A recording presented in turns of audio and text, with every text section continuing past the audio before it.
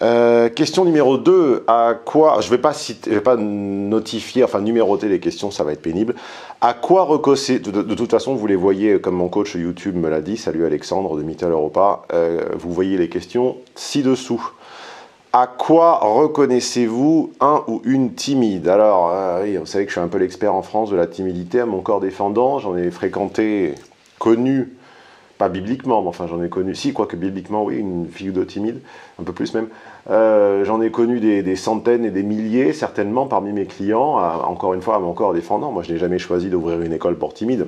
J'ai choisi d'expliquer les femmes et les relations hommes-femmes, et par la force des choses, il y a une espèce de séquence logique qui s'installe, où, évidemment, les hommes qui s'interrogent le plus sur les femmes sont ceux qui en ont connu le moins, évidemment, et ceux qui en ont connu le moins, ben, en général connu le moins, parce qu'ils sont timides. Voilà. Moi, je ne m'adresse pas qu'aux timides, mais j'en hérite par ricochet.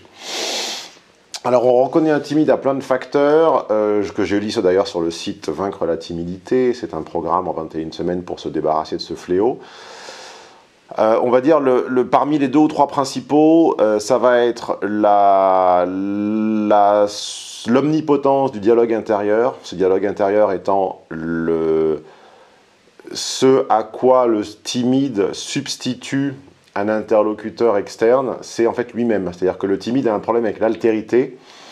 Un non-timide, une personne normale, entre guillemets, va, pour construire un avis un petit peu cohérent sur le monde ou sur sa prochaine action, sur sa prochaine opportunité à saisir, à un moment, il va émettre des hypothèses, entendre le retour du tiers, de l'autre, de son alter ego, sur ces hypothèses, et puis il va infléchir un petit peu son avis. C'est quelque chose que F fait particulièrement bien, F étant le plus petit dénominateur commun aux femmes, c'est d'émettre des avis, d'émettre des opinions dont elles ne sont pas sûres, d'entendre un petit peu l'écho du monde autour d'elles, et puis de les infléchir. C'est comme ça, normalement, qu'on se forge des avis, c'est en disant, c'est en prononçant des erreurs, c'est en se trompant, et puis par accumulation comme ça de petites erreurs, par médiation, on finit par se forger un avis.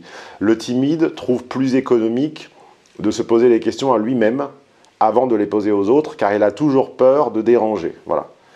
Et ça crée le monologue intérieur, qui est cette espèce de discours abscon qui tourne en rond, où en se faisant les questions et les réponses, on s'éloigne de plus en plus du bon sens élémentaire. Donc je dirais le monologue intérieur qui définit le timide, et également le ou la timide, on va la définir et la caractériser par... vous me séchez là, attendez. Oui, alors le timide est quelqu'un qui n'observe pas ou peu. Le paradoxe du timide, c'est que c'est quelqu'un qui n'observe jamais, ou très peu, mais qui est toujours persuadé que tout le monde l'observe. Donc lui est en général incapable de remarquer un quelconque détail sur quoi que ce soit de l'architecture qui l'entoure, ou de ce que les gens ont fait ou pas fait, ou de quelque chose qui lui passe sous le nez au restaurant. Parce que c'est quelqu'un qui n'aime pas profondément assez la vie pour prendre le risque de s'y livrer. Car observer, c'est aimer, comme disait Cochet citant Marie-Noël ou Yourcenar ou je ne sais plus qui. Donc le timide est quelqu'un qui n'observe pas les autres, ou pas assez, ou rarement, mais qui en même temps est persuadé d'être tout le temps observé. Donc c'est quelqu'un qui, par sa gestuelle, a toujours cette gestuelle de sentir l'intégralité, la quasi-intégralité des regards de la salle sur lui. Donc il bouge très très peu la tête, il regarde du coin de l'œil comme ça, comme s'il était toujours éperdument observé.